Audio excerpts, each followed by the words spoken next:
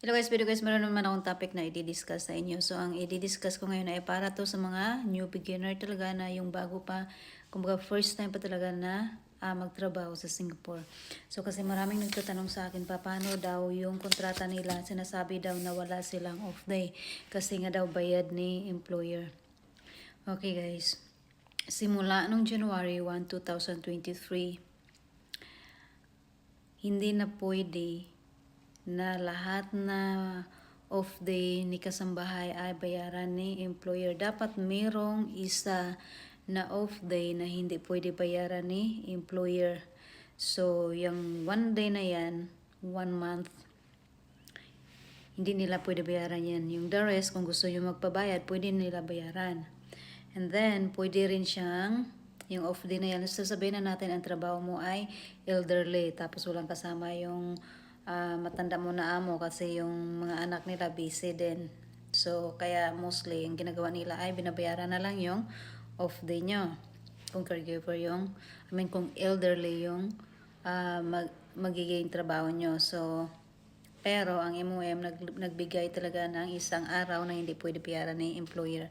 So, yung isang araw na yan na off day ay pwede mo siyang gawing half day. Sabihin na natin, no, hindi pwede yung anak niya magbantay sa amo mo ng buong araw kasi rin mayroon rin trabaho. So, pwede makiusap yung employer mo na kung maaari ay half day. So, dalawa. So, pwede siyang full day din. Mamili ka ng araw kung ano yung araw na swak sa'yo at saka swak sa employer mo. So, napag-uusapan nyo naman yan. And then, pwede din yan, sabi dito, pwede siyang 1 full day or over 2 half day. So, sabihin na natin, kalahati sa Sabado or kalahati sa Friday or kalahati sa Sunday. Basta kung anong araw yung pwede ka lumabas na pumayag yung amo mo. Tapos sabi dito, it can be also be taken on any day of the week. Pwede din piliin ng migrant domestic worker na sa bahay lang siya magpahinga. So sabihin na natin ayaw mo talaga lumabas. Yung half day mo o yung full day mo, pwede na. Diyan ka lang maglugmok sa kwarto mo. Huwag ka lumabas. Or kahit lumabas ka, kuha ka lang ng pagkain, ganun.